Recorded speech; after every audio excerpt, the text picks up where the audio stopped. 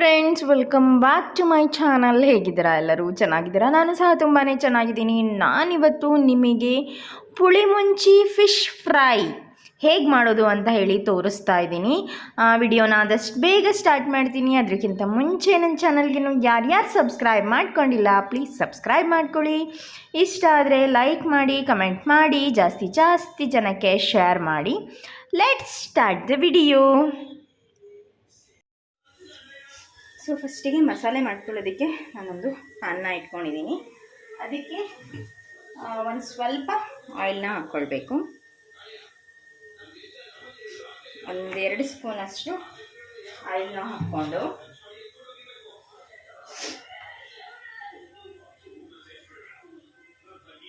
ಅದಕ್ಕೆ ನಾವು ಆಯಿಲ್ ಸ್ವಲ್ಪ ಬಿಸಿ ಆಗ್ತಿದೆ ಅನ್ನುವಾಗ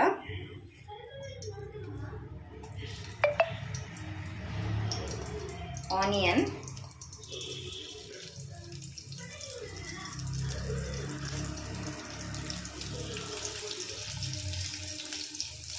ಹಾಕಿ ಆದಮೇಲೆ ಬೆಳ್ಳುಳ್ಳಿ, ಶುಂಠಿ, ಹಸಿಮೆಣಸಿನ್ಕಾಯಿ, ಟೊಮ್ಯಾಟೊ,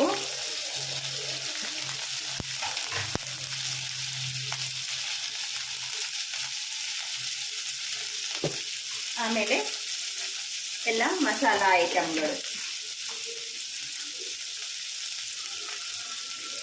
ಜೀರಿಗೆ, ಮೆಂತೆ, ಕಾಳುಮೆಣಸು,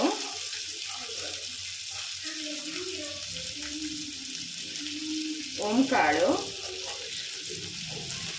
ಧನಿಯಾ,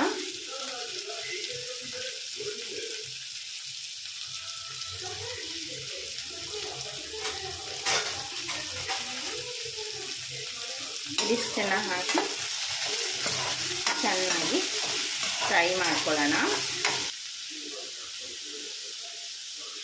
ಇದಕ್ಕೆ ಒಂದು 10-15 ಬ್ಯಾಡಗಿ ಮೆಣಸಿನ್ಕಾಯನ್ನು ಸಹ ಹಾಕ್ಕೊಂಡಿದ್ದೀನಿ. ನೀವು ಬೇಕಾದರೆ ಖಾರದ ಮೆಣಸು ಮತ್ತು ಈ ಮೆಣಸಿನ್ಕಾಯನ್ನು ಮಿಕ್ಸ್ ಮಾಡಿಬಿಟ್ಟು ಹಾಕ್ಕೊಳ್ಬೋದು.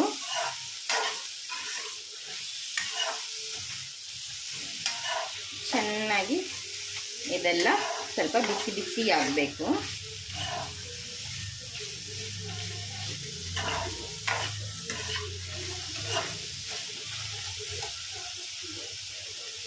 ಇದಕ್ಕೆ ಅರಿಶಿನ ಪುಡಿನೂ ಸಹ ಹಾಕ್ಕೊಂಡಿದ್ದೀನಿ.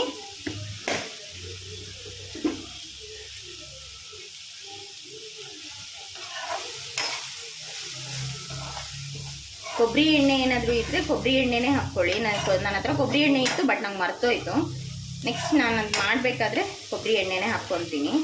ಇದು ಹುರಿಯೋದಕ್ಕೂ ಸಹ ನೀವೇನಾದರೂ ಕೊಬ್ಬರಿ ಎಣ್ಣೆ ಹಾಕ್ಕೊಂಡ್ರೆ ಇನ್ನೂ ಚೆನ್ನಾಗಾಗತ್ತೆ.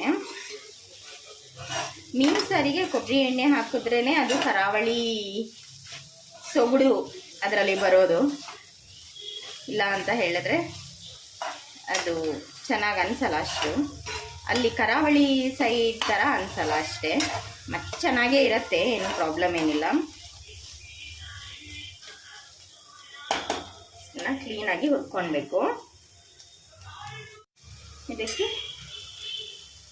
ಹುಣಸೆ ಹಣ್ಣು, ಒಂದು ಚಿಕ್ಕ ನಿಂಬೆ ಹಣ್ಣಿನ ಗಾತ್ರದಷ್ಟು ಹುಣಸೆ ಹಣ್ಣು,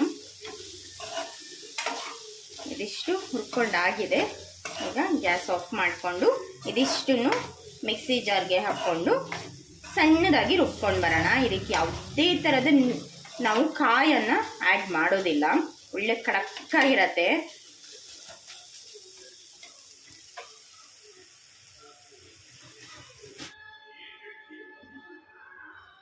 ಸೊ ಇಲ್ಲಿ ನೋಡಿ, ಇಷ್ಟು ಚೆನ್ನಾಗಿ ನುಣ್ಣಗೆ ರುಬ್ಕೊಂಡು ಬರಬೇಕು. ಸೊ ಫಿಶ್ ಫ್ರೈ ಮಾಡೋದಕ್ಕೆ ಮಸಾಲ ಏನು ರುಬ್ಕೊಂಡು ಬಂದಿದ್ವಲ್ವ, ಸೊ ಆ ಮಸಾಲಾನ ಹಾಕ್ಕೊಂಡಿದ್ದೀನಿ. ಬರೀ ಆ ಮಸಾಲದಲ್ಲೇ ಕಲಿಸ್ಕೊಂಡ್ರೆ ಏನಾಗುತ್ತೆ ಅಂದರೆ, ನಾವು ಆಯಿಲಿಗೆ ಫಿಶನ್ನು ಹಾಕಿದ ತಕ್ಷಣ ಫಿಶ್ಶೇ ಸಪ್ರೇಟು ಮಸಾಲನೇ ಸಪ್ರೇಟು ಆಗಿಬಿಡತ್ತೆ. ಸೊ ಅದಕ್ಕೋಸ್ಕರ ಬೈಂಡಿಂಗ್ ಪರ್ಪಸ್ಗೆ ನಾನು ಇದಕ್ಕೆ ಕಾರ್ನ್ಫ್ಲೋರನ್ನು ಆ್ಯಡ್ ಮಾಡ್ಕೊತೀನಿ. ಒಂದು 3ರಿಂದ 3.5 ಸ್ಪೂನಷ್ಟು ಕಾರ್ನ್ಫ್ಲೋರನ್ನು ಆ್ಯಡ್ ಮಾಡಿಕೊಂಡ್ರೆ ಸಾಕಾಗತ್ತೆ. ಸೊ ಈ ಥರ ಕಾರ್ನ್ಫ್ಲೋರನ್ನು ಆ್ಯಡ್ ಮಾಡ್ಕೊಂಡು ಆದ ನಂತರ ಇದಕ್ಕೆ ನಾವು ರುಚಿಗೆ ತಕ್ಕಷ್ಟು ಉಪ್ಪನ್ನು ಹಾಕ್ಕೊಳ್ಳೋಣ. ನಿಮಗೆ ಉಪ್ಪು ಎಷ್ಟು ಬೇಕು ಆ ರುಚಿನ ನೋಡಿಕೊಂಡು ನೀವು ಉಪ್ಪನ್ನು ಆ್ಯಡ್ ಮಾಡ್ಕೊಳ್ಳಿ. ಕಬಾಬ್ ಮಸಾಲನ ಆ್ಯಡ್ ಮಾಡ್ಕೊತಾ ಇದ್ದೀನಿ. ಸೊ ಇಷ್ಟೇ, ಜಾಸ್ತಿ ಏನಿಲ್ಲ, ಒಂದು 3 ಸ್ಪೂನಷ್ಟು ಚಿಕನ್ ಕಬಾಬ್ ಮಸಾಲ. ಇದನ್ನು ಕ್ಲೀನಾಗಿ ಮಿಕ್ಸ್ ಮಾಡ್ಕೊಳ್ಳೋಣ. ಇದಿಷ್ಟನ್ನು ಎಷ್ಟು ನೀರು ಬೇಕೋ ಅಷ್ಟು ನೀರನ್ನು ನೀವು ಹಾಕ್ಕೊಳ್ಬೋದು. ಸೊ ನೀರು ಬೇಡ, ನಾವು ನೀರು ಹಾಕ್ಕೊಳ್ಳಲ್ಲ ಅನ್ನುವಂಥವ್ರು ಇದನ್ನು ಮೊಟ್ಟೆನಲ್ಲಿ ಸಹ ಕಲಿಸ್ಕೊಳ್ಬೋದು. ಸೊ ನಾನು ಮೊಟ್ಟೆ ಎಲ್ಲ ಹಾಕಲ್ಲ, ನಾನು ನೀರು ಹಾಕಿನೇ ಕಲಿಸ್ಕೊತೀನಿ. ಫಸ್ಟು ಈ ಮಸಾಲದಲ್ಲಿರೋ ನೀರಲ್ಲೇ ಇದನ್ನು ಕಲಿಸ್ತೀನಿ. ಇನ್ ಕೇಸ್ ಅದೇನಾದರೂ ತುಂಬ ಗಟ್ಟಿ ಆಯಿತು ಅಂತ ಹೇಳಿದ್ರೆ ಮಾತ್ರ ನಾನು ಅಡಿಷ್ನಲ್ ಆಗಿ ನೀರನ್ನು ಹಾಕ್ಕೊತೀನಿ. ಇದಿವಾಗ ನೋಡಿ ತುಂಬ ಗಟ್ಟಿ ಅನಿಸ್ತಾ ಇದೆ, ಬಟ್ ಎಲ್ಲ ಮಿಕ್ಸ್ ಆಗಿದೆ, ಬಟ್ ಸ್ವಲ್ಪ ಗಟ್ಟಿ ಅನಿಸ್ತಿದೆ. ಈ ಥರ ಬೀಳಬೇಕು, ಓಕೆನಾ? ಸೊ ನಾನು ಇದಕ್ಕೆ ಒಂದು ಸ್ವಲ್ಪ ನೀರನ್ನು ಆ್ಯಡ್ ಮಾಡ್ಕೊತೀನಿ. ಏನು ಜಾಸ್ತಿ ನೀರನ್ನೆಲ್ಲ ಹಾಕೋ ಅವಶ್ಯಕತೆ ಬರಲ್ಲ. ಒಂದು ಸ್ವಲ್ಪ ನೀರನ್ನು ನಾನು ಇದಕ್ಕೆ ಆ್ಯಡ್ ಮಾಡ್ಕೊತೀನಿ. ನೋಡಿ, ಒಂದು 2 ಚಮಚದಷ್ಟು ನೀರನ್ನು ಹಾಕ್ಕೊಂಡು ಇವಾಗ ಮಿಕ್ಸ್ ಮಾಡ್ತಾ ಇದ್ದೀನಿ. ಅದು ಏನಾದರೂ ಕಮ್ಮಿ ಆಯಿತು ಅಂತ ಹೇಳಿದ್ರೆ ಮತ್ತೆ ಒಂದು ಸ್ವಲ್ಪ ನೀರನ್ನು ಆ್ಯಡ್ ಮಾಡಿಕೊಳ್ಬೇಕು. ನಾನು ಕಬಾಬ್ ಮಸಾಲ ಹಾಕದೇ ಹೇಗೆ ಮಾಡ್ಬೋದು ಅಂತ ಹೇಳಿನೂ ತೋರಿಸಿದ್ದೀನಿ. ಇನ್ನೊಂದು ಸ್ವಲ್ಪ ನೀರನ್ನ ಆ್ಯಡ್ ಮಾಡಿಕೊಂಡು ಕ್ಲೀನಾಗಿ ಮಿಕ್ಸ್ ಮಾಡ್ಕೊತಾ ಇದ್ದೀನಿ. ನಾನು ಕಬಾಬ್ ಮಸಾಲ ಹಾಕ್ಕೊಂಡಿದ್ದ ಮೇಯ್ನ್ ಉದ್ದೇಶ ಏನು ಅಂತ ಹೇಳಿದ್ರೆ, ಸೊ ನಾನಿಲ್ಲಿ ಪುಳಿ ಮುಂಚಿ ಮಸಾಲ ತಗೊಂಡಿದ್ನಲ್ವಾ, ಸೊ ಆ ಮಸಾಲ ಸ್ವಲ್ಪ ಕಡಿಮೆ ಇತ್ತು, ಸೊ ಫಿಶ್ ಸ್ವಲ್ಪ ಜಾಸ್ತಿ ಇತ್ತು. ಸೊ ಅದಕ್ಕೋಸ್ಕರ ನಾನು ಇದಕ್ಕೆ ಕಬಾಬ್ ಮಸಾಲನ ಆ್ಯಡ್ ಮಾಡಿರೋದು. ಇಲ್ಲ ಅಂತ ಹೇಳಿದ್ರೆ ನಾನು ಕಬಾಬ್ ಮಸಾಲ ಆ್ಯಡ್ ಮಾಡಲ್ಲ, ಹಾಗೇ ಮಾಡ್ತೀನಿ. ನೋಡಿ, ಈ ಕನ್ಸಿಸ್ಟೆನ್ಸಿ ಬರಬೇಕು. ಸೊ ಈ ಕನ್ಸಿಸ್ಟೆನ್ಸಿ ಬಂತು ಅಂತ ಹೇಳಿದ್ರೆ ಇದು ವಾಟರ್ ಕರೆಕ್ಟ್ ಆಗಿದೆ ಅಂತ. ಸೊ ಇದೊಂದು ಸ್ವಲ್ಪ ಉಪ್ಪನ್ನು ಚೆಕ್ ಮಾಡ್ಕೊಳ್ಳಿ. ಇದಕ್ಕೆ ಸ್ವಲ್ಪ ಉಪ್ಪು ಬೇಕು, ನಾನು ಹಾಕಿರೋ ಉಪ್ಪು ಕಡಿಮೆ ಆಗಿದೆ.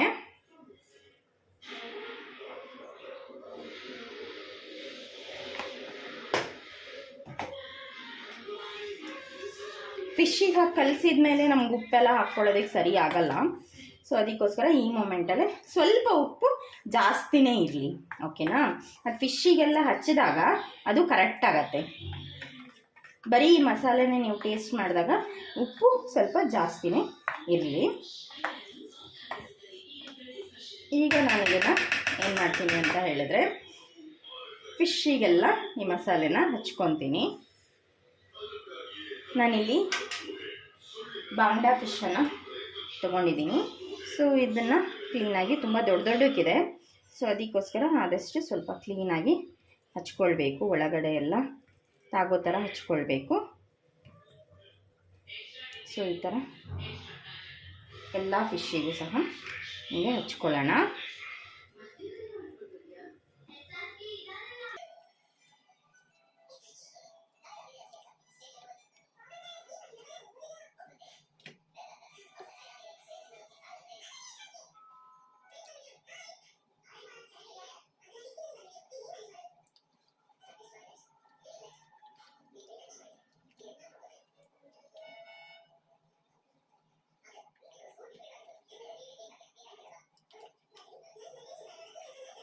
ಏನು ಗೊತ್ತಾ, ನಾನು ಪೆಟ್ಟು ಕೆಲಸ ಮಾಡ್ತಾರೆ ಏನು ಅಂದರೆ ಸಣ್ಣ ಬೌಲ್ನ ತೊಗೊಂಡ್ಬಿಟ್ಟಿದ್ದೀನಿ.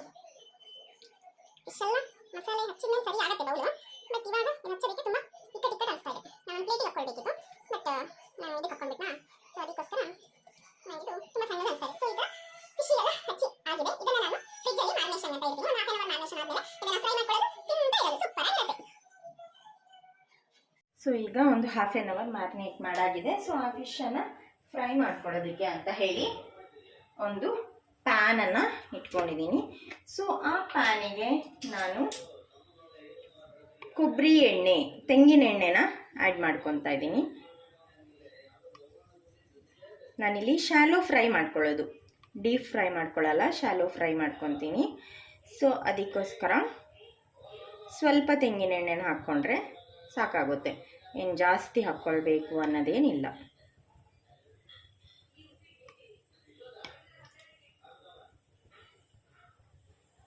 ಇಷ್ಟು ತೆಂಗಿನ ಎಣ್ಣೆನ ಹಾಕ್ಕೊಂಡು ಈಗ ಫ್ರೈ ಮಾಡ್ಕೊಳ್ಳೋದಕ್ಕೆ ರೆಡಿ ಮಾಡ್ಕೊಳ್ಳೋಣ. ಅದಿವಾಗ ಆಯಿಲು ಸ್ವಲ್ಪ ಬಿಸಿ ಆಗಬೇಕು.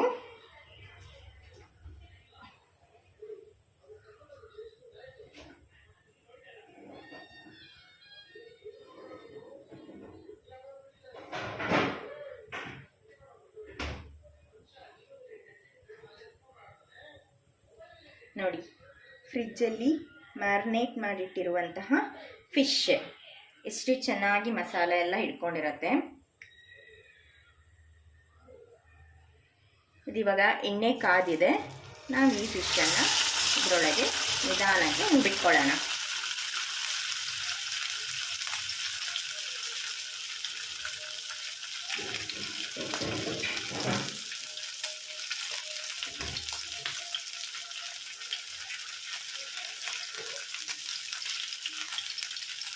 ನಾನು ಫ್ಲೇಮ್ ಏನು ಜಾಸ್ತಿ ಮಾಡ್ಕೊಂಡಿಲ್ಲ, ಲೋ ಫ್ಲೇಮಲ್ಲೇ ಇದೆ. ಲೋ ಫ್ಲೇಮಲ್ಲಿ ನಾನು ಇದನ್ನು ನಿಧಾನಕ್ಕೆ ಫ್ರೈ ಮಾಡ್ಕೊತೀನಿ. ಏನು ಗಡಿಬಿಡಿ ಇಲ್ಲ, ನಿಧಾನಕ್ಕೆ ಫ್ರೈ ಆದರೆ ಸಾಕು. ತುಂಬ ಚೆನ್ನಾಗಿ ಫ್ರೈ ಆಗಬೇಕು. ಸೊ ಈ ಎಣ್ಣೆನ ಇದ್ರ ಮೇಲೆಲ್ಲ ಈ ಥರ ಹಾಕ್ಕೊತಾ ಇರ್ತೀನಿ. ಏನಕ್ಕೋಸ್ಕರ ಹಾಕ್ಕೊಳ್ಳೋದು ಅಂತ ಹೇಳಿದ್ರೆ, ನಾವಿಲ್ಲಿ ಶಾಲೋ ಫ್ರೈ ಮಾಡ್ತಿರೋದ್ರಿಂದ ಇವಾಗ ಒಳಗಡೆ ಎಲ್ಲ ಏನಾದರೂ ಫ್ರೈ ಆಗಿಲ್ಲ, ಒಂದು ಸೈಡ್ ಆಗಿರತ್ತೆ ಇನ್ನೊಂದು ಸೈಡ್ ಆಗಿಲ್ಲ ಅಂತ ಹೇಳಿದ್ರೆ ಅದು ಚೆನ್ನಾಗಾಗಲ್ಲ. ಅದಕ್ಕೋಸ್ಕರ ಈ ಥರ ಎಣ್ಣೆನ ಮೇಲ್ಗಡೆ ಹಾಕ್ಕೊಂಡೆ. ಇದು ಹೀಗೆ ನಿಧಾನಕ್ಕೆ ಫ್ರೈ ಆಗಲಿ. ಈಗ ಇದನ್ನು ನಿಧಾನಕ್ಕೆ ಇನ್ನೊಂದು ಸೈಡಿಗೆ ತಿರುಗಿಸ್ಕೊಳ್ಬೇಕು.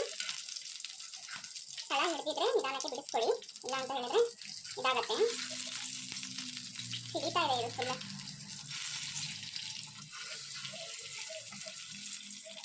ಈ ಥರ ತಿರುಗಾಕೊಂಡೆ, ಎಷ್ಟು ಚೆನ್ನಾಗಿ ಕಾಣಿಸುತ್ತಲ್ವಾ. ಇನ್ನೊಂದು ಸೈಡು ಇದೇ ಥರ ಲೋ ಫ್ಲೇಮ್ನಲ್ಲಿ ಕ್ಲೀನಾಗಿ ಅದು ಫ್ರೈ ಆಗಲಿ.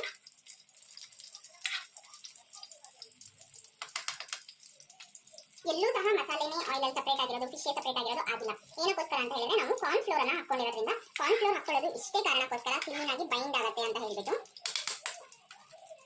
ಕಾರ್ನ್ ಫ್ಲೋರ್ ಇಲ್ಲ ಅನ್ನುವಂಥವ್ರು ಮೈದಾ ಹಿಟ್ಟನ್ನು ಹಾಕೊಳ್ಬೋದು, ಕಡಲೆ ಹಿಟ್ಟನ್ನು ಸ್ವಲ್ಪ ಹಾಕೊಳ್ಬೋದು.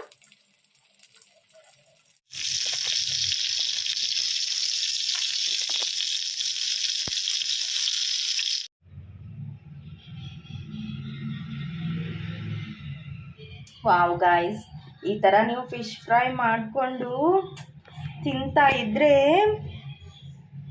ಸ್ವರ್ಗಕ್ಕೆ ಮೂರೇ ಗೇಣು. ಆಹಾ, ತುಂಬ ಬಿಸಿ ಇದೆ, ಬಿ ಕೇರ್ಫುಲ್. ನೋಡಿ, ವಾವ್, ಅಮೇಝಿಂಗ್. ಸೂಪರು.